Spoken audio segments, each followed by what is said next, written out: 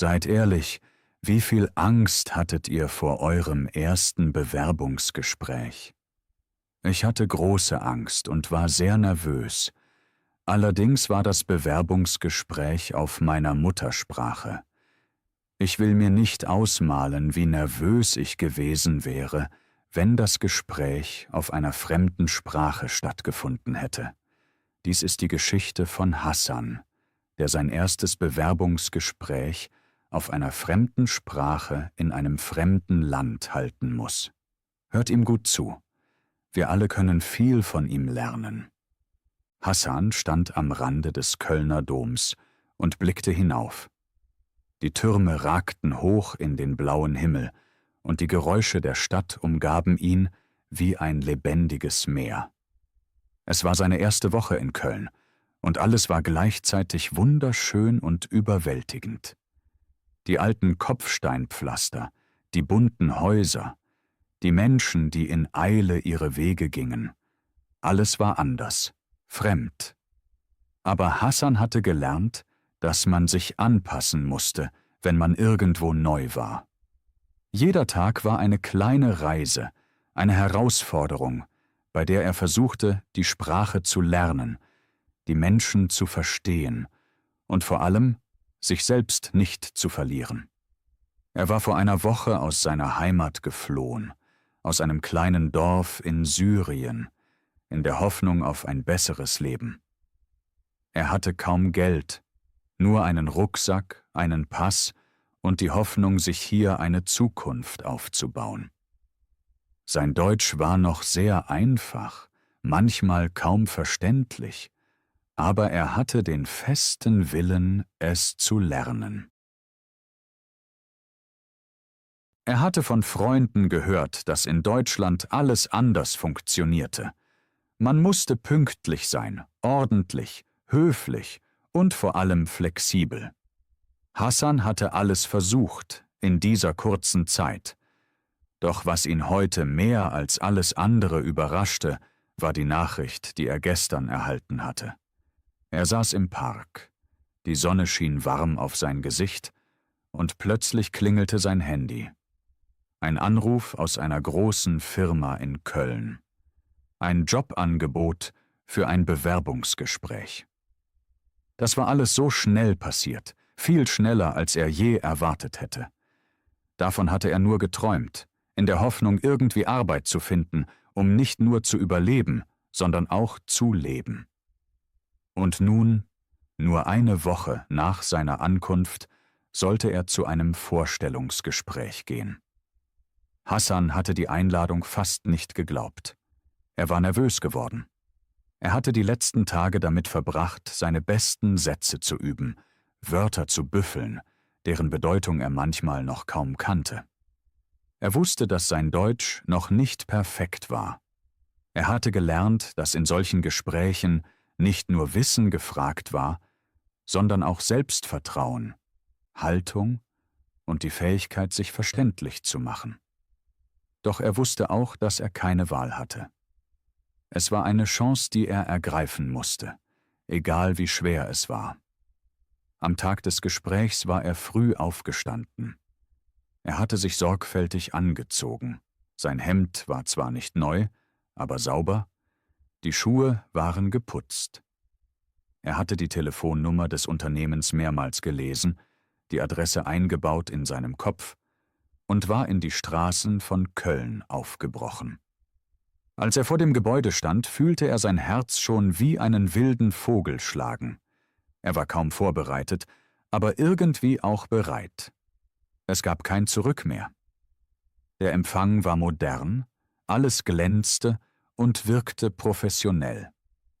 Hassan wurde in einen kleinen Raum geführt, wo ein Mann und eine Frau saßen, beide in schicken Anzügen. Ihr Blick war streng, aber höflich. Hassan setzte sich auf den Stuhl, spürte die Kälte des Leders unter seinem Rücken. Der Mann begann zu sprechen, doch Hassan verstand nur die Hälfte. Die Worte waren schnell, die Sätze kompliziert. Er versuchte aufmerksam zu bleiben, doch seine Gedanken rasten. Wörter suchten ihren Weg durch sein Hirn, versuchten, Bedeutung zu finden, während er gleichzeitig versuchte, freundlich zu nicken, um nicht zu wirken, als würde er nichts verstehen. Die Fragen kamen, doch Hasan wusste kaum, wie er antworten sollte. Sein Deutsch war noch nicht flüssig genug, um alles richtig zu sagen. Er suchte nach den richtigen Worten, war oft zu spät dran, um sein Anliegen zu formulieren. Wenn er ein Wort nicht kannte, versuchte er, es zu umschreiben. Das führte manchmal dazu, dass er sich versprochen oder den Faden verlor. Seine Stimme zitterte ein bisschen, der Schweiß lief ihm an den Händen herunter. Doch er gab nicht auf. Er wollte zeigen, dass er lernfähig war, dass er arbeitete, auch wenn die Sprache noch nicht perfekt war. Nach dem Gespräch verließ Hasan den Raum mit einem mulmigen Gefühl. Er war sich nicht sicher, ob er es gut gemacht hatte. Die Gesprächspartner schienen nicht überzeugt. Er hatte Wörter gesucht, sich oft versprochen, und er hatte das Gefühl, dass sein Deutsch noch viel zu schwach war, um das Vertrauen zu gewinnen. Aber in seinem Herzen wusste er auch, dass er alles gegeben hatte. Er hatte sein Bestes getan, so gut er konnte. Eine Woche verging, und Hasan wartete auf die Rückmeldung. Die Tage waren lang, voller Unsicherheit und Zweifel. Doch dann, eines Morgens, klingelte sein Handy wieder. Die Nummer war die gleiche, die Anruferkennung zeigte das Firmenlogo. Hasan nahm zögernd ab, seine Hände zitterten leicht. Die Stimme am anderen Ende war freundlich, aber auch professionell. Es war die Sekretärin, die ihm sagte, dass sie ihn gerne in der Firma begrüßen würden, obwohl das Gespräch nicht perfekt gewesen sei.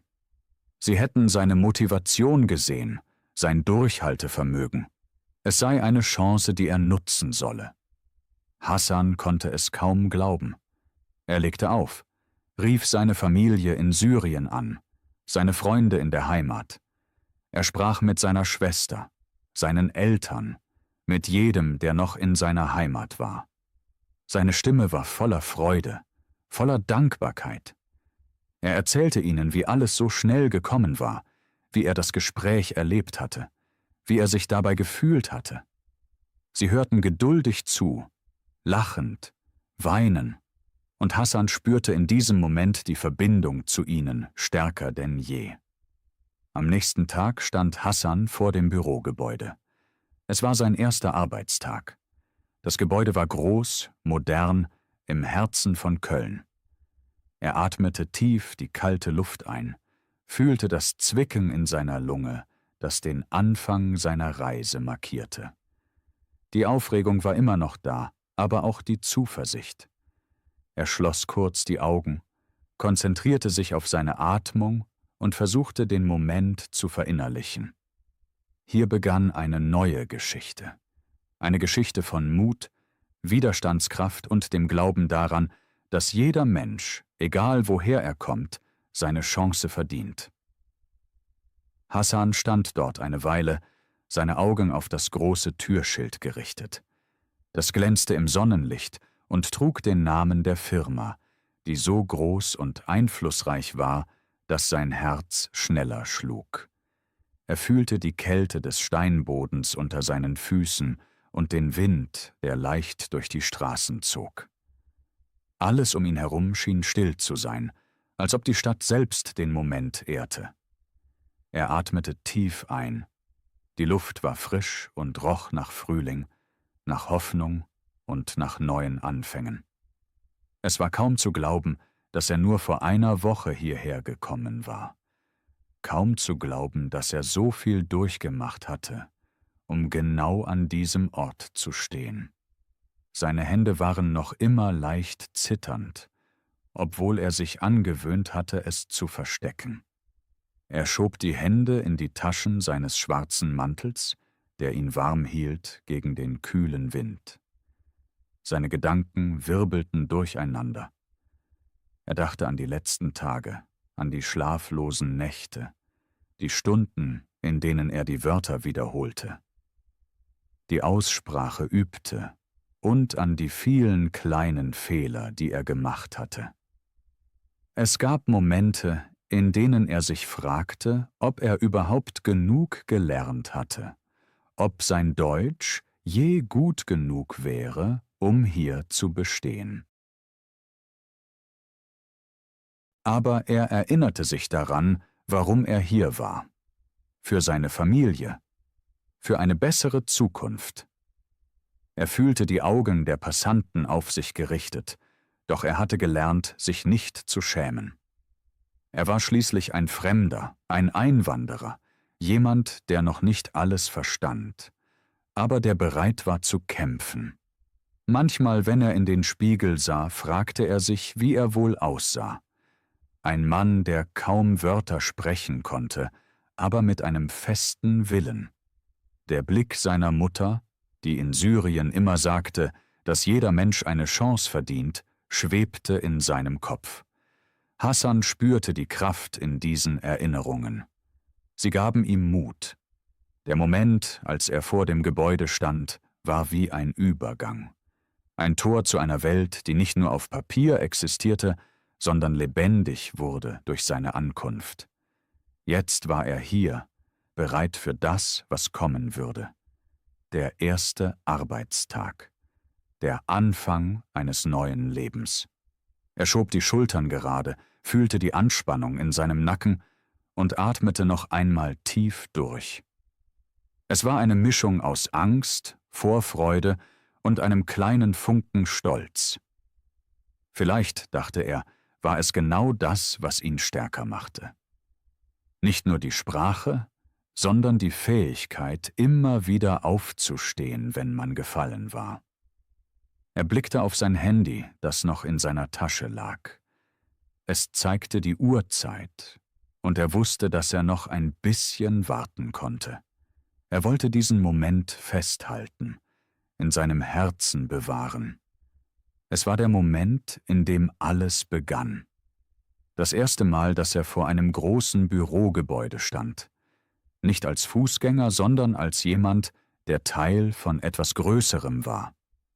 Es war eine neue Version von Hassan, der junge Mann, der vor einer Woche noch in einem kleinen Dorf in Syrien gewesen war. Jetzt war er hier, in Köln, bereit, seine Geschichte zu schreiben.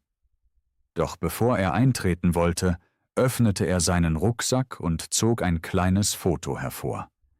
Es war ein Bild von seiner Familie, von seiner Mutter, seinem Vater und seinen Geschwistern. Er hielt es in der Hand, betrachtete die Gesichter, die ihm Kraft gaben. Dann schloss er die Augen, atmete noch einmal tief durch und sprach leise zu sich selbst. In seiner eigenen Sprache, die noch schwer war, aber die von Herzen kam. In diesem Moment spürte Hassan eine unerwartete Ruhe. Die Angst, die ihn so lange begleitet hatte, schmolz langsam dahin. Er wusste, dass der Weg noch lang war. Viele Herausforderungen lagen vor ihm, und er würde viele neue Wörter lernen müssen, viel Neues verstehen und sich trotzdem immer wieder fragen, ob er genug tun würde. Aber er hatte schon einen Anfang gemacht. Sein erster Schritt war getan. Er packte das Foto wieder in den Rucksack, schob die Schultern noch einmal gerade und trat durch die große Eingangstür. Die Tür schloss sich leise hinter ihm, und er stand in einem hell erleuchteten Korridor. Die Wände waren geschmückt mit Bildern und Firmenlogos, alles in einem modernen Stil gehalten, der sowohl Professionalität als auch das Streben nach Erfolg ausstrahlte. Hassan fühlte sich klein, aber auch stolz. Jetzt war er hier, in diesem neuen Kapitel seines Lebens. Er ging langsam den Flur entlang. Seine Augen wanderten von einem zum nächsten. Überall waren Menschen, die geschäftig ihren Weg gingen. Er nahm die Atmosphäre auf, versuchte sich anzupassen, so gut er konnte. Seine Gedanken waren voll mit Fragen. Was würde ihn morgen erwarten? Wie würde er sich fühlen, wenn er das erste Mal hinter einem Schreibtisch sitzen würde? Würde er die Aufgaben verstehen? Würde er den Kollegen gefallen? Während er weiterging, fühlte er eine leise Unterstützung in seinem Herzen. Es war, als ob eine innere Stimme ihm zuflüsterte, dass alles gut werden würde, dass es nicht auf Perfektion ankam, sondern auf die Bereitschaft zu lernen, auf den Mut, Fehler zu machen und auf die Kraft, immer wieder aufzustehen. Hasan lächelte leise in sich hinein. Es war ein Lächeln, das gleichzeitig Freude und Unsicherheit ausdrückte. Ein Lächeln, das sagte, dass er bereit war, anzufangen. Endlich erreichte er den Bereich, in dem sein Büro liegen sollte. Er öffnete die Tür, die leise knarrte, trat hinein und blickte sich um. Es war noch ruhig hier. Nur ein paar Kollegen waren da, die sich gegenseitig begrüßten oder ihre Sachen aufmachten. Hasan suchte nach seinem Platz, fand ihn schließlich an einem kleinen Schreibtisch am Fenster. Er setzte sich, nahm noch einmal den Blick nach draußen auf die Stadt, auf die Wolken, die langsam vorbeizogen. Da war dieses Gefühl, das ihn durchströmte, eine Mischung aus Angst und Hoffnung. Er fühlte die Spannung in seinem Bauch, doch auch das Wissen, dass er hierher gekommen war, um etwas zu verändern. Er war kein Syrer mehr nur im Kopf, sondern ein Teil dieser Stadt, Teil dieses großen, lebendigen Ganzen. Er nahm seine Hände, klopfte sie auf die Tischplatte und atmete tief durch. Der erste Arbeitstag wartete, und Hasan war bereit. Es war Zeit, seine Reise weiterzuschreiben. Hasan saß an seinem kleinen Schreibtisch und schaute aus dem Fenster. Die Sonne schien hell auf die Kölner Altstadt, auf die bunten Dächer und den Dom, der stolz in der Ferne thronte. Er fühlte sich plötzlich überwältigt. Nicht nur wegen des Ausblicks, sondern auch wegen all der Gedanken, die in seinem Kopf wirbelten.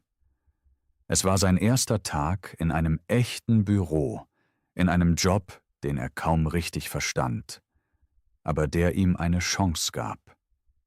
Eine Chance, die er vor einer Woche noch kaum zu träumen gewagt hätte. Seine Hände lagen auf der Tischplatte, seine Finger strichen nervös über die Oberfläche. Er wusste, dass die anderen Kollegen ihn wahrscheinlich schon bemerkt hatten. Er war der Neue, der Fremde, der Mann, der kaum Deutsch sprach und doch hier war. Sein Herz schlug schnell. Er fühlte die Aufregung, das Lampenfieber, die Angst, etwas falsch zu machen. Doch gleichzeitig spürte er auch einen leisen Stolz. Er hatte es bis hierher geschafft. Er war hier, in diesem Raum, bereit für die Herausforderung.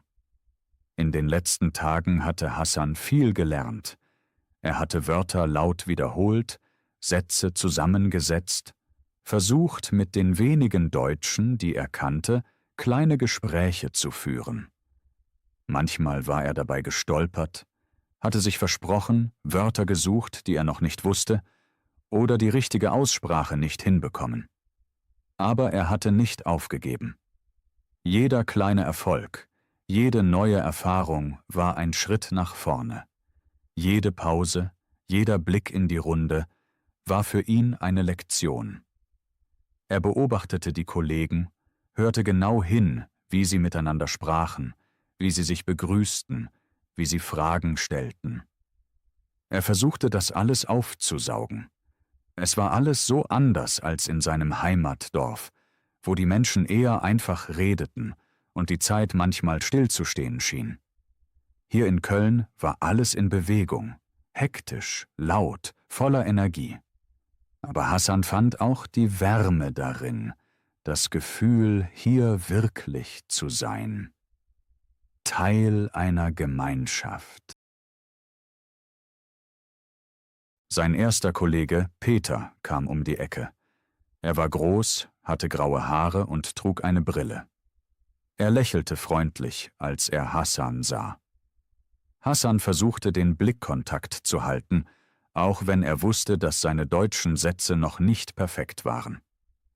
Peter sprach mit ruhiger Stimme. »Guten Morgen, Hasan. Wie geht es dir heute?« fragte er auf Deutsch. Hasan nickte und antwortete so gut er konnte. »Guten Morgen. Danke, gut. Ich bin ein bisschen nervös.« Sein Deutsch war noch immer holprig, aber er versuchte offen zu sein. Peter lachte leise. »Das ist normal. Am Anfang ist jeder nervös.« Er legte eine Hand auf Hasans Schulter. »Wenn du Fragen hast, frag mich einfach.« Hasan fühlte einen kleinen Stich in seinem Herzen. Es war schön, dass jemand so freundlich war. Er nickte dankbar und sagte, »Danke. Ich lerne jeden Tag.« Peter lächelte noch breiter. Das ist die wichtigste Sache. Lernen und nicht aufgeben. Hasan spürte, wie die Nervosität langsam schwand. Der Tag war noch lang, und er wusste, dass er noch viel zu lernen hatte. Aber jetzt, in diesem Moment, fühlte er eine kleine Flamme des Vertrauens in sich auflodern. Vielleicht war es möglich, hier Fuß zu fassen. Vielleicht konnte er doch irgendwie bestehen, auch wenn alles noch fremd war. Der Chef, Herr Schmidt, kam nach einer Stunde ins Büro.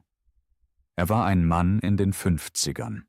Ernst, aber fair. Er schaute sich die Runde an, nickte den Kollegen zu und hielt dann eine kurze Ansprache. »Willkommen, alle zusammen. Ich freue mich, neue Gesichter hier zu sehen. Wir haben viel zu tun, und ich erwarte von jedem, dass er sein Bestes gibt.« Seine Stimme war ruhig, aber bestimmt.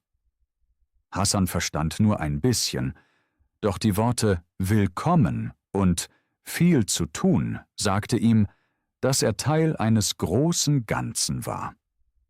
Hasan nahm die kleinen Hinweise auf, die sein neuer Chef gab. Pünktlichkeit, Zuverlässigkeit, Teamarbeit.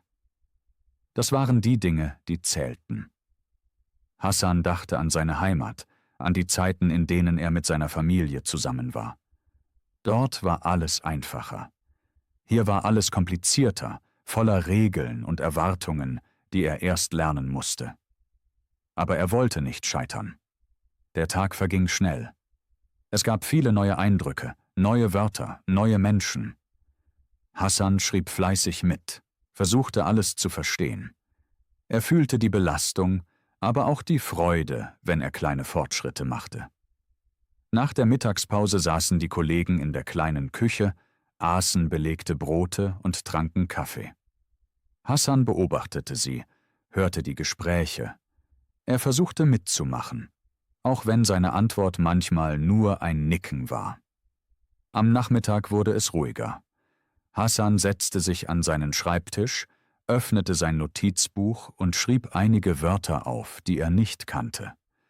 Er wollte sie lernen, damit er beim nächsten Mal besser antworten konnte. Es war anstrengend, sein Gehirn arbeitete auf Hochtouren. Aber er wusste, dass es sich lohnte. Jedes Wort, das er lernte, war ein Stein auf seinem Weg nach vorne. Als der Arbeitstag sich dem Ende zuneigte, fühlte Hasan eine Mischung aus Erschöpfung und Erleichterung. Er war stolz auf sich, auch wenn vieles noch unklar war. Er packte seine Sachen zusammen, verbeugte sich leicht vor seinen Kollegen, die ihm freundlich zunickten und »Auf Wiedersehen« sagten. Hasan antwortete mit einem kleinen Lächeln, auch wenn sein Deutsch noch nicht perfekt war. Er wusste, dass er noch viel lernen musste. Aber heute, an seinem ersten Tag, hatte er einen kleinen Sieg errungen. Der Weg nach Hause war ruhig. Hasan lief durch die Straßen, die Lichter der Laternen hellten die Wege auf. Er dachte an seine Familie, an den Anruf, den er gestern gemacht hatte, an die Worte, die er ihnen gesagt hatte. Er hatte ihnen erzählt, dass er einen Job gefunden hatte, auch wenn er noch nicht wusste, wie alles funktionieren würde. Sie hatten nur gelächelt, ihn ermutigt, weiterzumachen. Hassan fühlte, wie die Tränen in seine Augen stiegen. Aber er unterdrückte sie. Es war ein Moment der Stärke, eines, in dem er sich selbst bewies, dass er es schaffen konnte.